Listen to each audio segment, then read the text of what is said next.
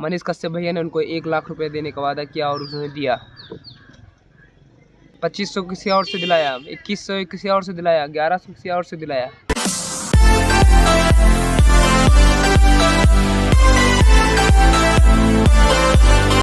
नमस्कार।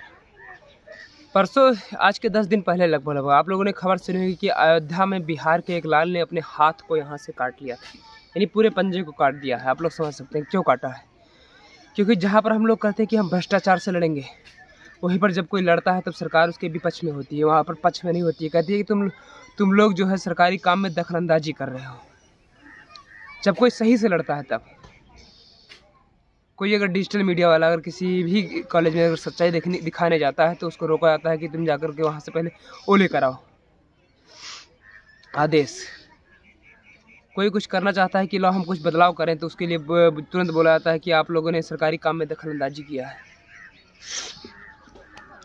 तो विमल मंडल नाम उनका, बिहार के थे। अयोध्या में आकर के सरयू नदी पर उन्होंने अपने हाथ को यहाँ से काट दिया है।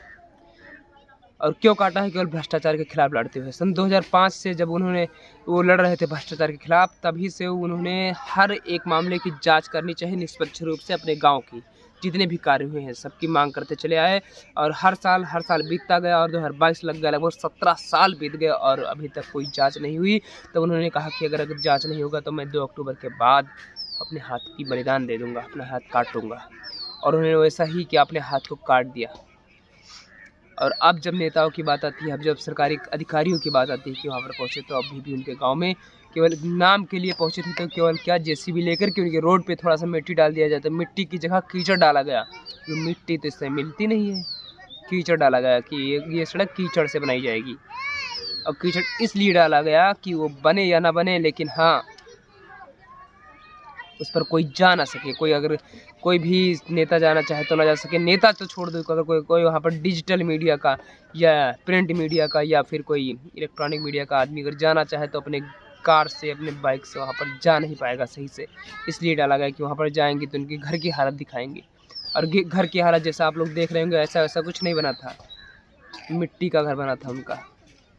4 लड़कियाँ थी उनके पास और 1 बेटा था। है मनीष कश्यप भैया ने उनको 1 लाख रुपए देने का वादा किया और उन्होंने दिया। 2500 किसी और से दिलाया, 2100 किसी और से दिलाया, 1100 किसी और से दिलाया। और आप लोग बस सोते रहें, चाहे वो बिहार हो चाहे उत्तर प्रदेश हो। बिहार का लाल उत्तर प्रदेश के अयोध्या में आकर अपना हाथ काटता है, तब भी आप लोग को कोई फर्क नहीं पड़ता। जब अपने ऊपर बीतती है तो आप लोग चिल्लाते हैं कि ऐसा नहीं होना चाहिए। क्यों नहीं खड़े थे उसके गाँव वाले उस दिन से, जब से शुरू किया था लड़ाई? चलो 1-2 साल नहीं खड़े थे, चौथे साल से शुरू होना चाहिए खड़े होना।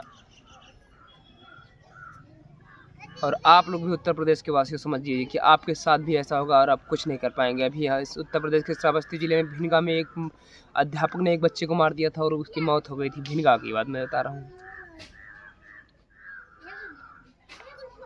क्या कार्रवाई हुई? 15 दिन बाद वो छूट गया। ऐसे सरकार ना होना अच्छा है, ऐसे प्रशासन का ना होना अच्छा है।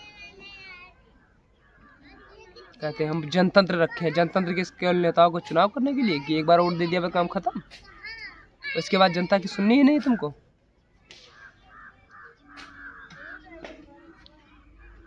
ये सच्चाई है, कड़वी सच्चाई। अगर बदलना है तो सबको जागना होगा, सबको इसके खिलाफ, भ्रष्टाचार के खिलाफ लड़ना होगा।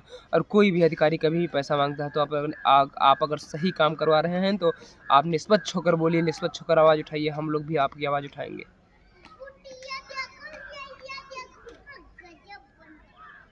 जिस तरीके से कहा था कि हमको मौलिक अधिकार प्राप्त है, मौलिक कर्तव्य है हमारे, तो मौलिक अधिकार भी हैं।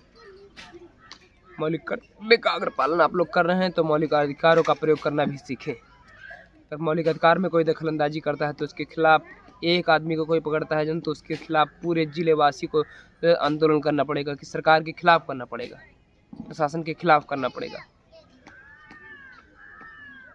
अगर वो सही बंदा है तब, अगर वो झूठ नहीं बोल रहा है, वो सही काम पर था तब। लेकिन अगर वो गलत पर है तो उसको फिर हवाले कर देना कि इसको ले जाओ, झूठ बोल रहा था या किसी को फंसाने के चक्कर में था। यही आशा विश्वास करता हूं कि आप भी अपने प्रदेश में जगेंगे और अपने ऐसे भ्रष्टाचारियों के खिलाफ आवाज़ उठाएंगे और मिलकर आवाज़ उठाएंगे। कोई एक आदमी नहीं आवाज़ उठाएगा, उसको पागल नहीं किया जाएगा। जय हिंद।